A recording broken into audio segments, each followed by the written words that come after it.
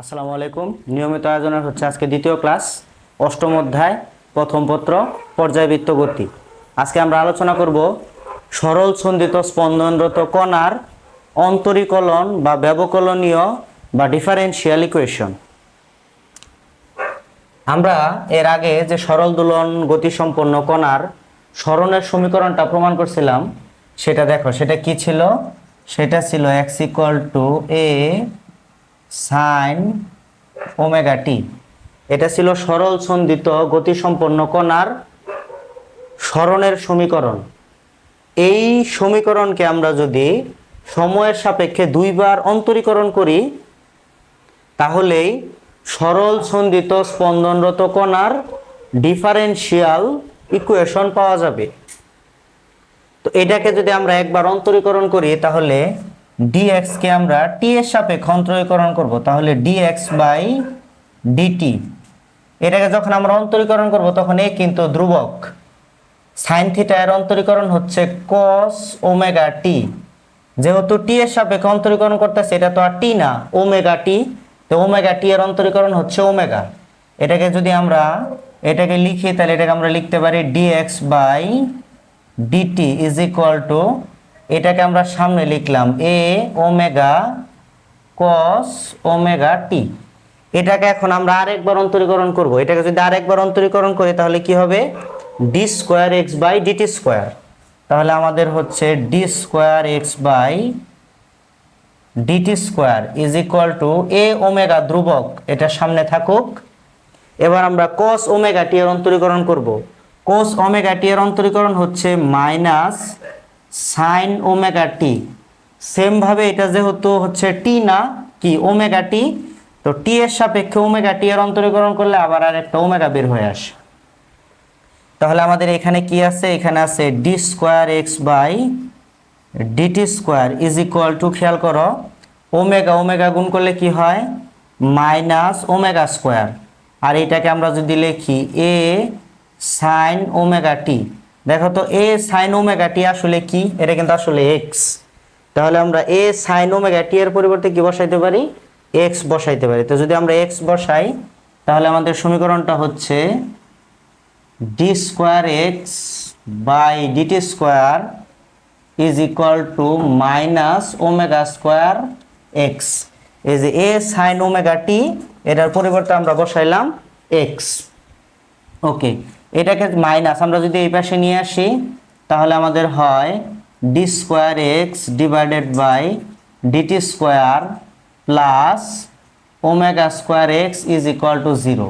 এটাই হচ্ছে সরল দোলন গতিসম্পন্ন কণার অন্তরকলন বা ব্যবকলনীয় বা ডিফারেনশিয়াল ইকুয়েশন। খাতা নিয়ে বসতে হবে, কারণ এই যে আমি যে জিনিসগুলো মুখে বলতেছি সেগুলো তোমার লিখতে হবে। আর যদি শুয়ে শুয়ে ভিডিওগুলো দেখো, তাহলে কিন্তু তুমি জাস্ট এখানে একটু দেখবা, ভালো লাগবো, পরে আর কিছু পারবা না। এখন আমাদের এই ক্লাসগুলো আসলে কেন করা? ব্যাপার হচ্ছে যে আমি চাই যেন তোমরা একা একা কিছু করা শিখো। এর থেকে আরো ভালো লাইট সেটআপ, ভালো সাউন্ড কোয়ালিটির অনেক ভিডিও তুমি ইউটিউবে পাবা। কিন্তু তুমি কেন আমাদের ভিডিওগুলো দেখবা? আমি এজ এ স্টুডেন্ট হিসাবে তোমাদেরকে এতটুকু এনশিওর করব যে ধরো একটা জিনিস নিজে কিভাবে হাতে হাতে করা যায়। কারণ তোমাকে তো আমি সব করে দিতে পারবো না। আর তুমি সব যদি দেখা সব জায়গা থেকে শিখো, তাহলে তুমি একা কি শিখলা? আমি আসলে তোমাকে দেখাচ্ছি কিভাবে করতে হয়। তোমাকে খাতা কলম নিয়ে বসতে হবে এবং একাই প্র্যাকটিস করতে হবে। ওকে, এটা হচ্ছে সরল দোলন গতিসম্পন্ন কণার ডিফারেনশিয়াল বা অন্তরকলনীয় সমীকরণ d square x divided by dt square plus omega square x is equal to 0। এখন এটা থেকে কি ধরনের অঙ্ক আসবে খেয়াল করো। ধরো তোমার একটা সমীকরণ দিল, সমীকরণটা কেমন? ধরো সমীকরণটা এরকম, d square x divided by dt square plus 25x is equal to 0। জিজ্ঞাসা করলো এটা যদি সরল দোলন গতিসম্পন্ন কণার একটা ডিফারেনশিয়াল ইকুয়েশন হয়, তাহলে সেই কণার কৌণিক বেগ বা কৌণিক কম্পাঙ্ক কত? তো এইখানে খেয়াল করো, আমরা এটাকে যদি আদর্শ আকারে নেই, তাহলে আমাদের কি লিখতে হয়? d square x divided by dt square plus, এখানে 25 আছে, তো তুমি 5 স্কয়ার দিতে পারো into x is equal to 0। Okay, এখন এই যে 5 স্কোয়ার, তাহলে আসলে আমাদের ওমেগার মান কত 5। তাহলে আমরা লিখতে পারি ওমেগা ইজ ইকুয়াল টু আসলে কত 5। ওমেগা কি, ওমেগা কিন্তু হচ্ছে কৌণিক বেগ। কৌণিক বেগের একক কি রেডিয়ান পার সেকেন্ড। তাহলে এখানে আমাদের হচ্ছে RAD রেডিয়ান পার সেকেন্ড। তাহলে এই যে তোমার সরল দোলন গতিসম্পন্ন কণার ডিফারেনশিয়াল ইকুয়েশন, এই ডিফারেনশিয়াল ইকুয়েশনের কৌণিক বেগ কত 5 রেডিয়ান পার সেকেন্ড। তুমি ইচ্ছা করলে এখান থেকে কৌণিক বেগ বের করছো, তুমি এইটাকে বলা হয় কিন্তু কৌণিক বেগ বা কৌণিক কম্পাঙ্ক। শুধু কম্পাঙ্ক কিন্তু না, কম্পাঙ্কের একক কিন্তু হার্স। সেটা কেমন, এই যে এফ ইজ ইকুয়াল টু সূত্র কি, এফ ইজ ইকুয়াল টু হচ্ছে 1/t। এটা হচ্ছে কম্পাঙ্কের সূত্র। হ্যাঁ, এখন এই টি এর একক যদি তুমি বসাও, টি কি টাইম না, সময়ের একক কি সেকেন্ড, তাহলে এটা কি হয় পার সেকেন্ড। এটাকে বলা হয় হার্স, HZ। এটা হচ্ছে শুধু কম্পাঙ্কের একক, বাট এটা রেডিয়ান পার সেকেন্ড হচ্ছে কৌণিক কম্পাঙ্কের একক, বা এটাকে কৌণিক বেগও বলা হয়। ওমেগা সমান, হ্যাঁ, এখন এই ওমেগাকে কিন্তু অনেকভাবে ভাঙানো যায়। ওমেগা সমান আবার আমরা কি জানি, ওমেগা সমান কিন্তু আমরা জানি 2π/t। তো তুমি যেহেতু এখান থেকে ওমেগার মান জানো, তাহলে কিন্তু তুমি এখান থেকে পর্যায় কাল বের করতে পারবা। তাহলে এখান থেকে তুমি যদি আর গুণ করো, তাহলে টি সমান কি হয়, টি সমান হয় 2π/ওমেগা। ওমেগার মান কত 5, তাহলে হচ্ছে 2π/5। এখন হচ্ছে আমরা 2 × π এর মান 3.1416। এটা গুণ করার পর যদি আমরা 5 দিয়ে ভাগ করি, যে আনসারটা আসবে সেটার একক কি সেকেন্ড, কারণ এটা তো আমাদের সময়। হ্যাঁ, পর্যায়কাল মানে একটা সার্কিট বা তোমার হচ্ছে একটা পর্যায় সম্পন্ন করতে যে সময় লাগে, এটা হচ্ছে পর্যায়কাল। তাহলে এইখানে মেইন কথা হচ্ছে কি, আমরা যে জিনিসটা দেখলাম সেটা হচ্ছে সরল দোলন গতিসম্পন্ন কণার ব্যবকলনীয় বা অন্তরকলনীয় বা ডিফারেন্সিয়াল ইকুয়েশন, সেটা কি d2x/dt² প্লাস ω²x = 0। এইটা সেখান থেকে কি ধরনের অঙ্ক আসতে পারে, এই ω² এর জায়গায় থাকতে পারে 25, 36, 84, তোমার হচ্ছে 81, বিভিন্ন রকম কিছু থাকতে পারে। তুমি ওটাকে স্কোয়ার আকারে লিখবা, লিখার পর ওই যেই জিনিসটা আসবে সেটাই কিন্তু আমাদের ওমেগা। এই যে সূত্রতে আমাদের ওমেগা ছিল, তাহলে আমাদের ওমেগার মান আমরা বের করলাম। ওমেগা হচ্ছে কি, ওমেগা হচ্ছে কৌণিক বেগ বা কৌণিক কম্পাঙ্ক, একক কি রেডিয়ান পার সেকেন্ড। তবে কম্পাঙ্কের একক কিন্তু হার্স বা পার সেকেন্ড। এটাকে আমরা কিন্তু বারবার বলতেছি কৌণিক কম্পাঙ্ক বা কৌণিক বেগ। আচ্ছা, তো এইখান থেকে তুমি যদি কৌণিক কম্পাঙ্ক বা কৌণিক বেগ জানো, তাহলে তুমি সেখান থেকে পর্যায়কাল বের করতে পারবা। আবার খেয়াল করো, তুমি যদি পর্যায়কাল বের করতে পারো, তাহলে কিন্তু তুমি সেখান থেকে আবার কম্পাঙ্ক বের করতে পারবা। কারণ এই যে টি এর মান তো তুমি এখান থেকে বের করলা, টি এর মানটা তুমি যদি এখানে বসায় দাও, তাহলে কিন্তু আমাদের আলটিমেটলি কি বের হয়, এফ বের হয়। তাহলে আমরা যদি ওমেগা বের করতে পারি সমীকরণ থেকে, তাহলে আমরা টিও বের করতে পারি, এফও বের করতে পারি। এই হচ্ছে সরল দোলন গতিসম্পন্ন কণার বা ডিফারেন্সিয়াল ইকুয়েশন যে আছে, সেখান থেকে কৌণিক কম্পাঙ্ক বা কৌণিক বেগ নির্ণয়, পর্যায়কাল নির্ণয়, কম্পাঙ্ক নির্ণয়, এই সব কিছু নির্ণয়। তাহলে তোমাকে এখানে যে সমীকরণটা মনে রাখতে হবে, সরল দোলন গতিসম্পন্ন কণার ডিফারেন্সিয়াল ইকুয়েশন, সেটা কি d2x/dt² প্লাস ω²x = 0। আশা করি বুঝতে পারছো। এইবার আমরা তোমাদেরকে দেখাবো যে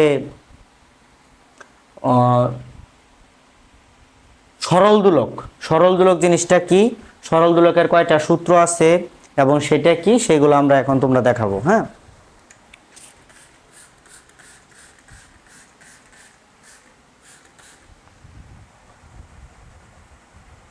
আচ্ছা, সরল দোলক কি সেটা বলি। সরল দোলক হচ্ছে তোমার মানে সংজ্ঞাটার মধ্যে থেকে তুমি দেখতে পারবা যে এখানে যে শব্দগুলা ইউজ করা হয়েছে সেগুলা বাস্তবের সাথে খুব বেশি মিলবে না, কিন্তু মানে যদি ওই রকম করে বলা না হয়, তাহলে তুমি যে জিনিসগুলা তুমি সেখান থেকে চুজ করবা, সেখানে সরল দোলকটা পারফেক্টলি কাজ করবে না। সেই জন্য তারা সংজ্ঞাগুলো এইভাবে তৈরি করছে। আচ্ছা, সরল দোলকের সংজ্ঞা। হ্যাঁ, আগে আমরা সরল দোলক আলোচনা করব। সরল দোলক, হ্যাঁ, সরল দোলকের সংজ্ঞা বলা হচ্ছে একটা ভারী বস্তুকণাকে, হ্যাঁ, ওজনহীন, নমনীয়, অসম্প্রসারণশীল সুতা দিয়ে ঝুলিয়ে দিলে এটি যদি ঘর্ষণ এড়িয়ে স্বাধীনভাবে দুলতে পারে, তবে তাকে সরল দোলক বলে। হ্যাঁ, তো ধরো যে এইটা হচ্ছে তোমার একটা এইখান থেকে আমরা একটা বস্তুকে ঝুলিয়ে দিলাম, এটা হচ্ছে সেই বস্তু, এই বস্তুটাকে এটা হচ্ছে একটা ভারী বস্তু। ভারী বস্তুকে কিরকম সুতা দিয়ে বাঁধা হয়েছে? নমনীয় অসম্প্রসারণশীল। নমনীয় মানে সুতাটা খুবই সফট, অসম্প্রসারণশীল মানে হচ্ছে সুতাটার মধ্যে ভার ঝোলানোর পর এটা লম্বা হবে না। আর একটা হচ্ছে এটা ঘর্ষণ এড়িয়ে তোমার স্বাধীনভাবে দুলতে পারবে। তো ধরো এটা স্বাধীনভাবে দুলতেছে, এটা দুলতে দুলতে একবার এখানে আসলো, আবার এটা আবার দুলতে দুলতে ধরো এইখানে গেল। হ্যাঁ, এটা হচ্ছে আমাদের সরল দোলক। এখন এই সরল দোলক ধরো এইখান থেকে তুমি ছেড়ে দিলা, এখান থেকে ছেড়ে দিলে সে এখানে যাবে, যাওয়ার পর আবার এখানে ফিরে আসবে। এইখানে যাইতে আবার এখানে আসতে যে সময়টা লাগে সেটাকে আমরা বলি পর্যায়কাল, সেটা হচ্ছে ক্যাপিটাল টি। এটা হচ্ছে কি?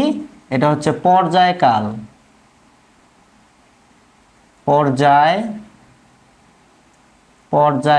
পর্যায়কাল মানে কি?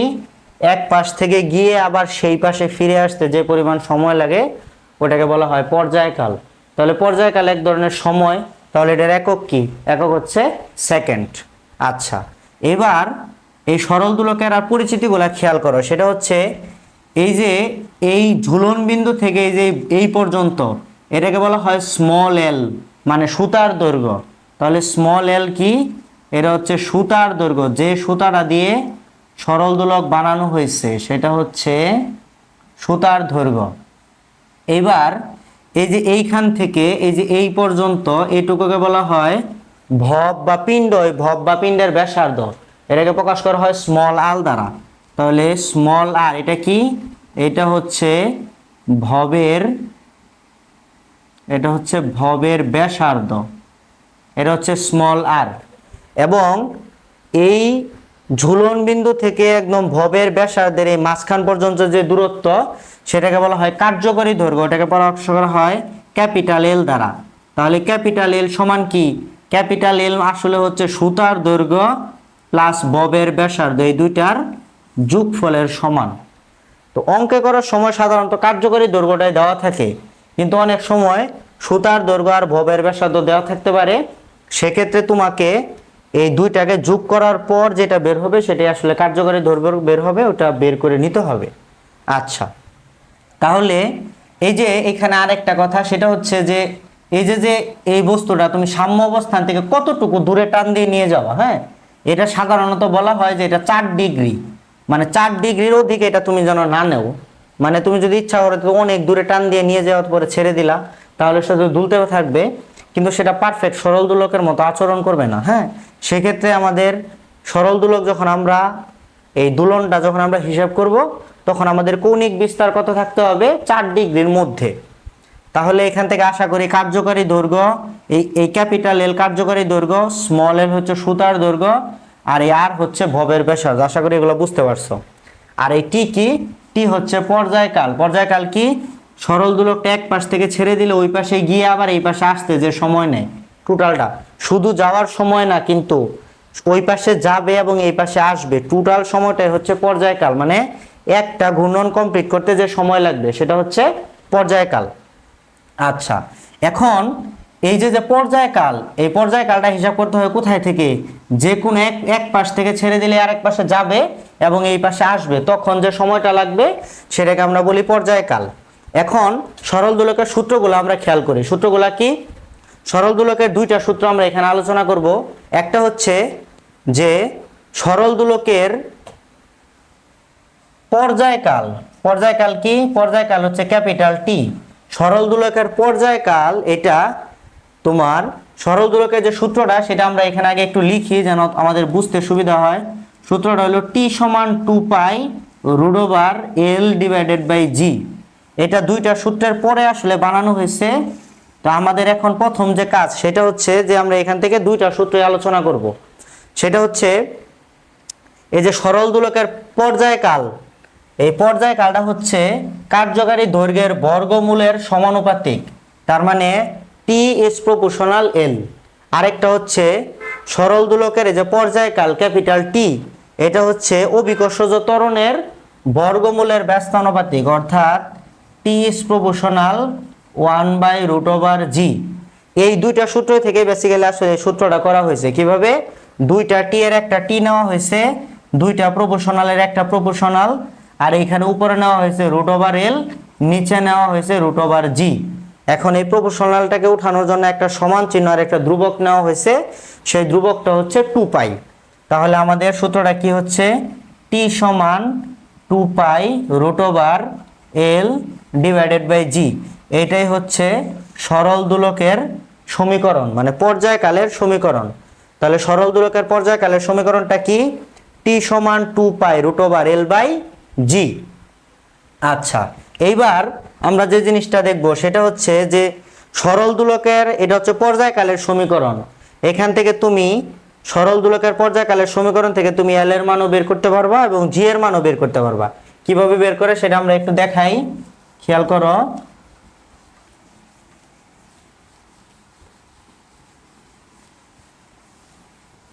ওকে, সরল দোলকের পর্যায়কালের সমীকরণটা কি ছিল, সমীকরণটা ছিল t সমান 2π√l/g। এটা হচ্ছে সরল দোলকের পর্যায়কালের সমীকরণ।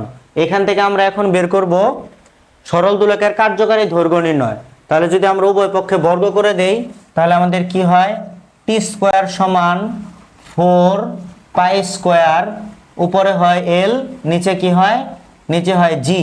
আমরা যদি আর গুণন করি, তো আর গুণন করার আগে আমরা আরেকটা লাইন একটু বড় করি তোমরা যেন বুঝতে পারো, সেটা হচ্ছে 4π²l/g, মানে জিটা হচ্ছে নিচের সংখ্যা, এলটা উপরের। এবার আমরা আর গুণ করব, আর গুণ করার পর আমাদের কি হচ্ছে, 4π² সমান হচ্ছে t²g। এবার যদি আমরা এখান থেকে এল এর মান বের করি তাহলে আমাদের এল সমান হচ্ছে t²g/4π²। এটাই হচ্ছে সরল দোলকের সূত্রের সাহায্যে কার্যকারী দৈর্ঘ্য নির্ণয়। এইবার আমরা যদি এই সরল দোলকের সমীকরণ থেকে তোমার হচ্ছে অভিকর্ষজ ত্বরণ নির্ণয় করতে চাই, তাহলে খেয়াল করো, এই যে আমরা এই যে সমীকরণটা বের করছি না, এটা আমরা এখানে আবার লিখি। এটা কি বের করছি, সেটা হচ্ছে 4π²l সমান কি, সমান হচ্ছে t²g।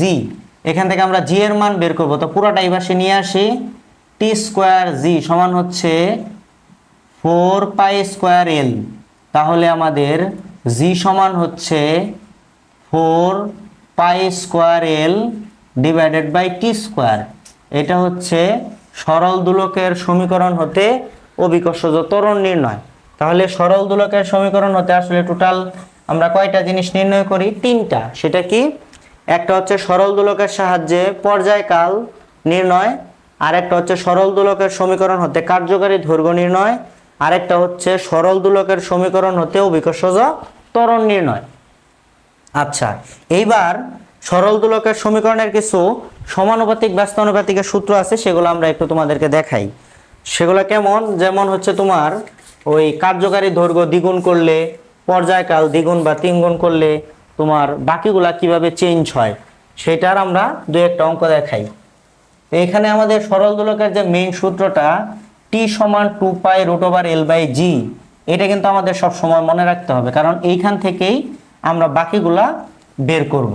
হ্যাঁ, ওকে। এবার ধরো আমি এখানে ডাক লিখি, ডাকটা হলো এরকম যে সরল দোলকের কার্যকারী দৈর্ঘ্য তোমার হচ্ছে 4 গুণ করা হলো, তাহলে দোলনকাল কিরকম হবে। তাহলে সরল দোলকের কার্যকারী দৈর্ঘ্য কত করা হয়েছে, 4 গুণ। তাহলে কার্যকারী দৈর্ঘ্য প্রথম ছিল n1, পরবর্তীতে করা হয়েছে l2। এইবার l1 সমান আমরা ধরে নিলাম x, l2 তাহলে কত করা হয়েছে, 4x। এখন প্রথম দোলনকাল ছিল t1, এটাও আমরা জানি না। দ্বিতীয় দোলনকাল হলো t2, এটাও আমরা জানি না। আমাদেরকে জিজ্ঞাসা করছে এই দুইটার মধ্যে কোনটা কেমন হবে। তো কি কথাটা, সরল দোলকের কার্যকারী দৈর্ঘ্য কয় গুণ করা হচ্ছে, 4 গুণ। ওকে, এবার আমরা যে সূত্রটা জানি সেটা আমরা লিখি। সূত্র কি, t সমান 2π√l/g। খেয়াল করো এখানে আমাদের কার কার সম্পর্ক দরকার, l এবং t এর সম্পর্ক দরকার। তো l এবং t এর সম্পর্ক কি, l ইজ প্রপোর্শনাল কিন্তু t ইজ প্রপোর্শনাল কিন্তু √l। তাহলে সম্পর্কটা হচ্ছে বর্গমূলের কি সমানুপাতিক।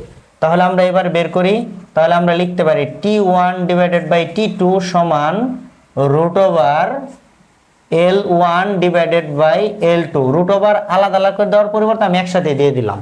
আচ্ছা, এবার আমরা দেখবো যে কার্যকারী দৈর্ঘ্য দিক কত গুণ করা হয়েছে, 4 গুণ। তাহলে দেখি দোলনকাল কি হয়। তাহলে আমাদের কার্যকারী দৈর্ঘ্য আগে কত ছিল, প্রথমে L1 ছিল x, L2 কত করা হয়েছে, L2 করা হচ্ছে 4x। তাহলে x কাটা, তাহলে থাকে 1/√4, কাটাকাটি করলে কত হয়, এটা হয় 2। এখানে আছে কত, এখানে আছে t1 ডিভাইডেড বাই t2। তাহলে এখান থেকে যদি আমরা আড়াআড়ি গুণ করি, তাহলে আমাদের আড়াআড়ি গুণ করার পর t2 সমান হচ্ছে 2t1। তার মানে হচ্ছে কার্যকারী দৈর্ঘ্য যদি 4 গুণ করা হয় তাহলে দোলনকাল দ্বিগুণ বেড়ে যায়। ধরো আগে দোলনকাল ছিল 1 সেকেন্ড, তাহলে এখন দোলনকাল কয় সেকেন্ড, 2 সেকেন্ড। আগে যদি দোলনকাল ধরো t1, এটা ধরো ছিল আগে হইলো 1 সেকেন্ড, তাহলে এখানে 1 সেকেন্ড বসাও, 2 × 1 মানে হচ্ছে 2 সেকেন্ড। তো আগে যদি দোলনকাল থাকে 2 সেকেন্ড, তাহলে এখন এখানে 2 বসাও, 2 × 2 তাহলে কয় সেকেন্ড, 4 সেকেন্ড। আগে যদি দোলনকাল থাকে 5 সেকেন্ড, তাহলে এখন দোলনকাল 5 দুগুণে 10 সেকেন্ড। হ্যাঁ, তাহলে কার্যকারী দৈর্ঘ্য যদি 4 গুণ করা হয় তাহলে দোলনকাল কয় গুণ বেড়ে যায়, দোলনকাল হচ্ছে দ্বিগুণ বেড়ে যায়। তো এরকম তোমার হচ্ছে দোলনকালও যদি 3 গুণ 4 গুণ বাড়ানো হয় তাহলে কার্যকারী দৈর্ঘ্য কিরকম হবে, সেরকম অঙ্ক থাকতে পারে। তারপরে হচ্ছে তোমার যে তোমার কোনো জায়গায় অভিকর্ষজ ত্বরণ ধরো এখানের অর্ধেক হয়ে গেল, তাহলে সেখানে দোলনকাল কেমন হবে সেটাও চাইতে পারে। তো এই সমানুপাতিক ব্যস্ত অনুপাতিক অঙ্কগুলো এভাবে করে। আমরা হচ্ছে ওই অঙ্কগুলো করার জন্য নেক্সটে একটা হচ্ছে তোমার এই বেসিকগুলো পড়ানোর পর আমরা হচ্ছে এই ম্যাথমেটিক্যাল প্রবলেমগুলো সলভ করব। আশা করি যদি তোমরা সবগুলো ভিডিও নিয়মিত দেখো তাহলে ওগুলো ভালো বুঝতে পারবা। আচ্ছা, এবার আমরা আরেকটা জিনিস দেখাবো, সেটা হচ্ছে সেকেন্ড দোলক। তো সেকেন্ড দোলক কি, সেকেন্ড দোলক হচ্ছে যে সরল দোলকের দোলনকাল 2 সেকেন্ড তাকে সেকেন্ড দোলক বলে।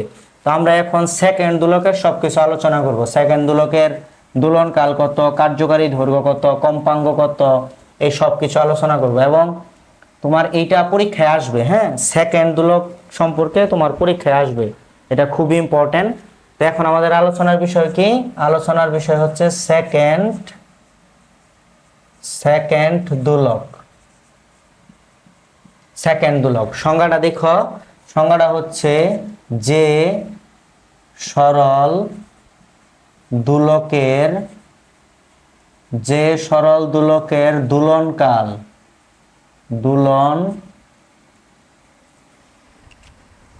যে সরল দোলকের দোলনকাল 2 সেকেন্ড তাকে, যে সরল দোলকের দোলনকাল 2 সেকেন্ড তাকে সেকেন্ড দোলক বলে। সেকেন্ড দোলক বলে। তাহলে সেকেন্ড দোলকের ক্ষেত্রে t = কত, ক্যাপিটাল T হচ্ছে 2 সেকেন্ড। এবার আমরা সেকেন্ড দোলকের কার্যকারী দৈর্ঘ্য নির্ণয় করে দেখাই। হ্যাঁ, তো কার্যকারী দৈর্ঘ্য নির্ণয় করার সময় তুমি কিন্তু t জানো। হ্যাঁ, তাহলে আমরা আগে মেইন সূত্রটা লিখি। t সমান কত, t সমান 2π√L ডিভাইডেড বাই g। উভয় পক্ষে আমরা বর্গ করে এখান থেকে L এর মান বের করব। তো উভয় পক্ষ বর্গ করলে আমরা একটু আগে দেখাইছি t স্কয়ার সমান কি হয়, 4π² L ডিভাইডেড বাই g। এখান থেকে আমরা যদি L বের করি তাহলে এর বের করলে আমাদের হয় t² g ডিভাইডেড বাই 4π²। এবার সেকেন্ড দোলকের ক্ষেত্রে t এর মান কত, সেকেন্ড দোলকের ক্ষেত্রে t এর মান 2 সেকেন্ড। তাহলে আমরা যদি এখানে 2 বসাই তাহলে এখানে কত হয়, 2 স্কয়ার করলে হয় 4 ইন্টু g এর মান 9.8, আর এখানে 4π এর মান 3.1416, তার কি স্কয়ার। এই 4 কাটা, এটাকে যদি আমরা সমাধান করি তাহলে এখানে আমাদের মান আসে 0.933 মিটার। হ্যাঁ, এটা 0.9, এখানে 1 তুমি ভাগ করে দেখবা কত আসে। তো এটা হচ্ছে মিটার, এটাকে তুমি 0.993 মিটার। তুমি যদি এটাকে সেন্টিমিটারে নাও তাহলে 99.3 সেন্টিমিটার। এটা হচ্ছে সেকেন্ড দোলকের কার্যকারী দৈর্ঘ্য। হ্যাঁ, এটা মিটারও আসতে পারে, সেন্টিমিটারও পরীক্ষায় আসতে পারে, যেভাবে আসে তুমি সেভাবে দিবা। 0.993 মিটার অথবা 99.3 সেন্টিমিটার। এটা হচ্ছে সেকেন্ড দোলকের কি কার্যকারী দৈর্ঘ্য। তাহলে খেয়াল করো যে সেকেন্ড দোলকের ক্ষেত্রে এল এর মান কি ফিক্সড, সেটা কত? সেটা হচ্ছে 99.3 সেন্টিমিটার। আর তুমি যদি মিটারে বলতে চাও 0.993 মিটার। হ্যাঁ, এটাও তুমি বলতে পারো। আচ্ছা, তাহলে সেকেন্ড দোলকের যদি আমরা কম্পাঙ্ক চাই, হ্যাঁ, কম্পাঙ্ক F ইকুয়াল টু সূত্র কি? F is equal two 1/t। আমরা কিন্তু জানি সেকেন্ড দোলকের ক্ষেত্রে টি কত? 2 সেকেন্ড। তাহলে 1/2 মানে কত? 0.5 হার্স। তাহলে এটাও আমরা এখানে লিখি যে আমাদের F কত? F হচ্ছে 0.5 হার্স অথবা পার সেকেন্ড। আমি হার্স লিখলাম। তাহলে এই হচ্ছে সেকেন্ড দোলক রিলেটেড সব কিছু। তুমি হচ্ছে একটু স্থির হয়ে বোঝার চেষ্টা করো যে প্রথমে আমাদের আলোচনা হচ্ছে কি সেকেন্ড দোলক কি। হ্যাঁ, সংজ্ঞাটা কি? যে সরল দোলকের দোলনকাল 2 সেকেন্ড তাকে সেকেন্ড দোলক বলে। এইটার মানে হচ্ছে একটা সরল দোলক এই পাশ থেকে গিয়ে আবার এই পাশে আসতে কতটুকু সময় নেয়? 2 সেকেন্ড সময় নেয়। এটার মানে হচ্ছে সেকেন্ড দোলক। তাহলে আবারও বলি, যে সরল দোলকের দোলনকাল 2 সেকেন্ড তাকে কি বলে? সেকেন্ড দোলক। তার মানে ওই পাশে যাবে এবং আসবে সে 2 সেকেন্ড সময় নেবে। তার মানে যাইতে লাগবে 1 সেকেন্ড এবং আসতে লাগবে 1 সেকেন্ড। ওকে, তাহলে সেকেন্ড দোলকের দোলনকাল তাহলে কয় সেকেন্ড? 2 সেকেন্ড। মনে হইতে পারে সেকেন্ড দোলক যেহেতু মনে হয় 1 সেকেন্ড। জি না, সেকেন্ড দোলকের দোলনকাল 2 সেকেন্ড। কার্যকারী দৈর্ঘ্য হচ্ছে 0.993 মিটার। কম্পাঙ্ক হচ্ছে 0.5 হার্স। এই হচ্ছে সেকেন্ড দোলক রিলেটেড সবকিছু। আশা করি বুঝতে পারছো। পরবর্তী ক্লাসে আমরা দেখাবো যে সরল দোলকের সাহায্যে কিভাবে পাহাড়ের উচ্চতা নির্ণয় করা হয় এবং হচ্ছে খনির গভীরতা এগুলো নির্ণয় করা হয়, এবং তোমার হচ্ছে যে এই সেকেন্ড দোলক থেকে কি ধরনের অঙ্ক আসতে পারে, তারপরে হচ্ছে তোমার কোথায় সরল দোলকটা ধীরে চলবে বা হচ্ছে দ্রুত চলবে, সেগুলো সবকিছু আমরা আলোচনা করব। তো সবাইকে পরবর্তী ক্লাস দেখার জন্য আমন্ত্রণ জানিয়ে আজকে আমাদের ক্লাস এখানে শেষ করছি। সবাই ভালো থাকো। আসসালামু আলাইকুম।